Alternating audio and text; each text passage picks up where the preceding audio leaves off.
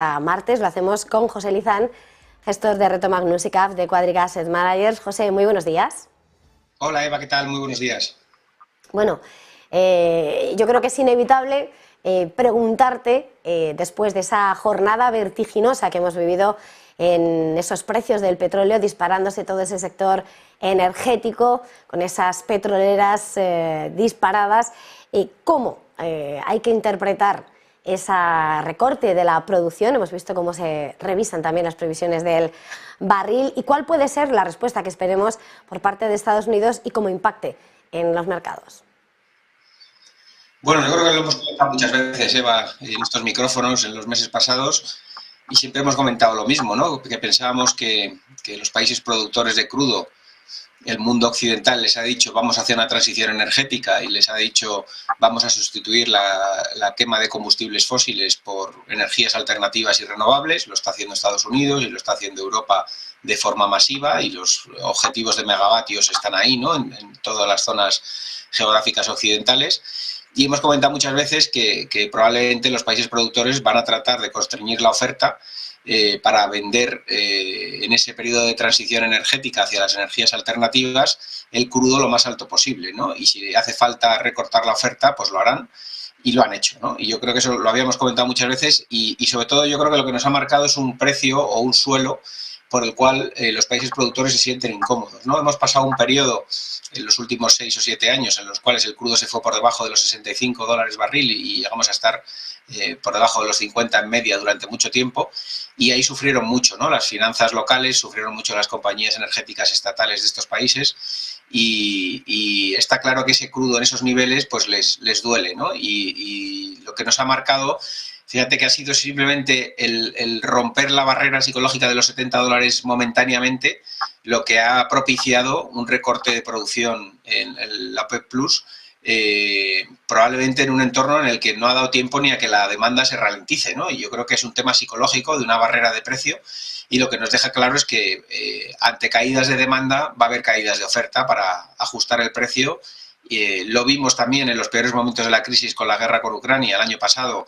Los países productores no arrimaron el hombro en ningún momento, y al revés, estuvieron hablando de reducciones de oferta más que de aumentarla, y tuvo que ser Estados Unidos el que volcara sus reservas al mercado para tratar de estabilizar el precio, ¿no? Y yo creo que Estados Unidos ha consumido un volumen de reservas muy importante, como comentáis. Tampoco creo que vayan a llevar su nivel de reservas a niveles mínimos, puede volcar algo, pero tampoco creo que vayan a dejar el país en situación de posible desabastecimiento por tratar de estabilizar el crudo, ¿no? Entonces yo lo que creo es que vamos a tener un crudo con una barrera que es los $70 barril, muy difícil de perforar a la baja. Haría falta una gran recesión tipo 2008 a nivel mundial para que esto se produzca, desde mi punto de vista. Y en un entorno de ralentización y de caída de la demanda, lo que vamos a ver es caída de oferta por parte de los países productores, porque, como digo, el mundo le ha dicho a estos países que vamos a descarbonizarnos, y probablemente estos países lo que le están diciendo al mundo, vale, tardaréis 10, 15, 20 años en descarbonizaros, pero mientras tanto me vais a pagar el crudo caro, ¿no? Y yo creo que ese es el escenario que vamos a tener por delante, y lógicamente pues esto es negativo para el proceso de desinflación, sobre todo en la tasa general, ¿no? En la que incluye energía, pues que probablemente tengamos cierto rebote en la tasa general después de haber tenido un periodo de fuertes caídas en los últimos meses, ¿no? Y probablemente pues sirva de suelo, ¿no? Probablemente en las lecturas de inflación general, porque sí que es verdad que esto pues va a generar cierto rebote en esa tasa o esas lecturas de inflación futuras, ¿no? La mirada puesta en ese futuro, ayer atendíamos a esas lecturas de la actividad de los PMIs, constatando como en las principales economías está ese débil comportamiento. La industria, de hecho, manufacturera de Estados Unidos cerca del mínimo de 3 años. Se extiende la sombra, las presiones inflacionistas. De hecho, estas últimas horas también lo decía desde la Reserva Federal Cook, va a seguir siendo tema clave. ¿Cuál es el escenario que barajáis desde Quadriga Asset Managers en medio de ese escenario de lucha contra la inflación en cuanto a la respuesta de los bancos centrales y teniendo en cuenta ese débil comportamiento de la actividad del sector privado, esa actividad manufacturera?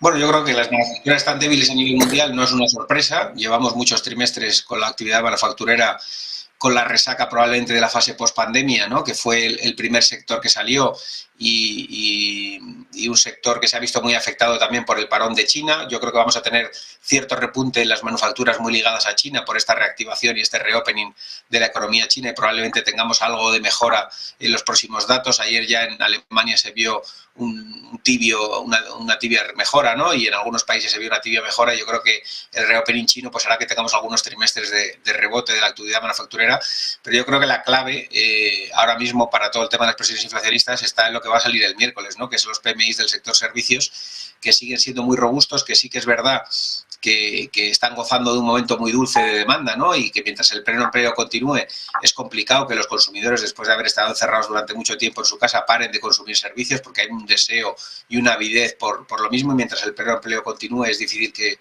esto se produzca, pero sí que es verdad que deberíamos ver también cómo poco a poco, igual que el shock de inflación primero se produjo por la energía y luego llegó al sector servicios, deberíamos ver cómo ahora ese eco de caída o de desinflación de la inflación general debería poco a poco trasladarse al nivel de precios del sector servicios y por ende a la inflación subyacente en las próximas lecturas, ¿no? Y deberíamos ver cómo la inflación se va moderando poquito a poco, pero bueno, al final esto tiene un efecto de calaje, ¿no? Cuando los precios de la energía se producen ese shock, hasta que llega al sector servicios, pues pasa 2 o 3 trimestres, muy probablemente ahora lo que tengamos es ese efecto de calaje en lo que es el escenario de desinflación, ¿no? Que se está produciendo en la inflación general. Y si ahora tenemos un nuevo shock de energía, como parece que puede haber con el crudo, o al menos un rebote en el crudo, yo tampoco espero que tengamos un shock como el que vivimos en la guerra del crudo, ¿no? O sea, la guerra de Ucrania, de irse hasta $120, pero que tengamos un crudo pues entre los 70, 75 dólares barril por abajo y 85, 90 dólares por arriba, es el escenario más probable.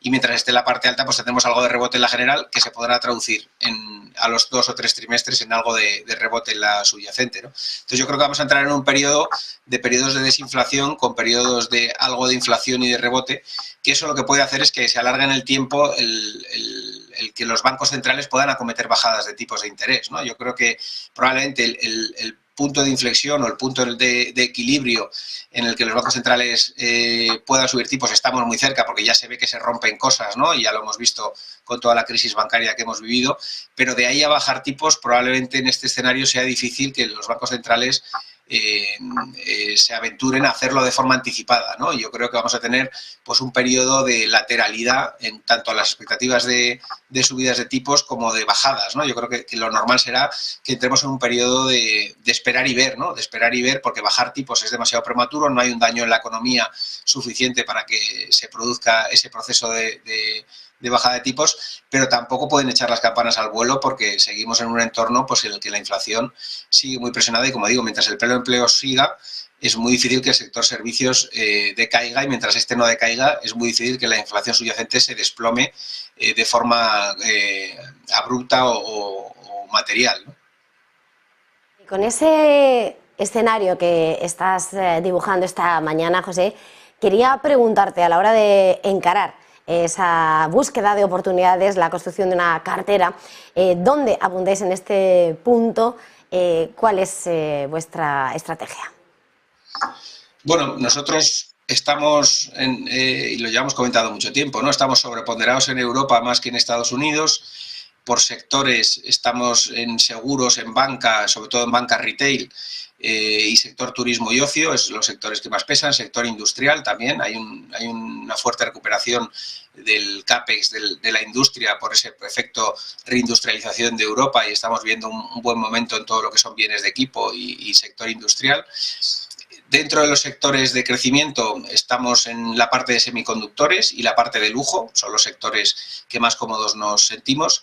Y comentábamos semanas atrás que creíamos que la energía era una oportunidad, ¿no? en esa caída, y se está produciendo ese rebote que esperábamos, y creemos que ahora hay otro sector que está presentando una oportunidad que no está claramente siendo el farolillo rojo en todas las plazas a nivel mundial, como es el sector farma, y empezamos a ver alguna señal tibia de mejora, y creemos que a lo mejor farmas americanas tipo Johnson & Johnson probablemente pues sean o Amgen, pues este tipo de nombres, o Medtronic, pues son compañías que han caído un 50% desde el pico que marcaron en la fase COVID. Es normal, está habiendo un desestocaje, está habiendo la resaca de la fuerte demanda de productos farmacéuticos que hubo en la fase del COVID, y es normal que estén en un momento de debilidad, pero creemos que ha llegado a niveles de corrección lo suficientemente profundos para probablemente presentar una oportunidad contra mercado, ¿no? de escoger un cuchillo cayendo, desde luego, porque están en un momento de mucha debilidad todo el sector farma, pero pensamos que ya hay nombres, o los grandes nombres europeos como Roche, por ejemplo,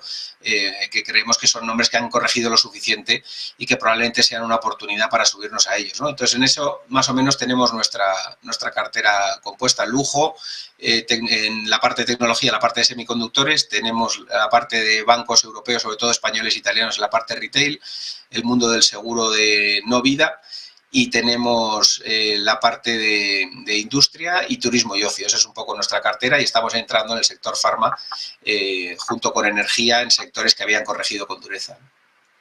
En cuanto a valores con nombre propio, antes de despedirnos, quería preguntarte por uno de los valores que ha sido protagonistas en la jornada de ayer, porque centrándonos dentro del IBEX 35 veíamos un comportamiento en Inditex, en el gigante textil, que le acercaba a los 32 céntimos de ese máximo histórico de 2017, aunque luego perdía fuerza. Mirando este actual contexto de mercado, ¿cómo estás viendo a ese sector y sobre todo a este gigante textil de la bolsa española? Pues con alegría, ¿no? La verdad que tener una compañía que está siendo capaz de surfear un entorno muy, muy complicado, ¿no? Porque hay otros retailers que están sufriendo muchísimo, y hay otras compañías del sector textil que no están presentando las cifras, ni mucho menos que está consiguiendo presentar la textil. La verdad que a mí me ha sorprendido. Yo pensaba que iba a pinchar y que iba a entrar en un periodo de menores crecimientos y de pues un entorno mucho más complicado para su negocio y una presión en márgenes mayor de la que ha sido capaz de capear, y la verdad que estoy gratamente sorprendido, como digo, de lo bien que lo está haciendo la compañía, y lógicamente pues está cotizando en el mercado.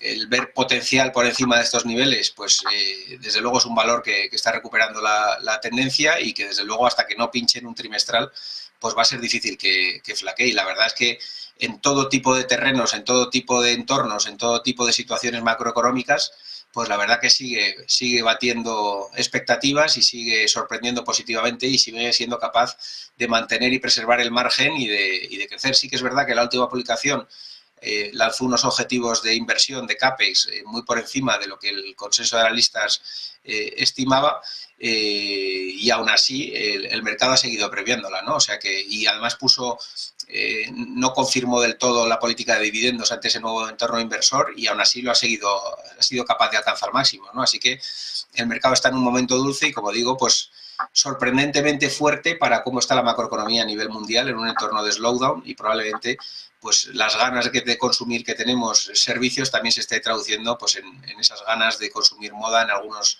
segmentos, y Zara desde luego está en el segmento adecuado para el entorno actual, ¿no? Pero desde luego, pues como digo, pues sorprendido gratamente, ¿no? Yo pensaba que le iba a costar mucho más en este entorno macro.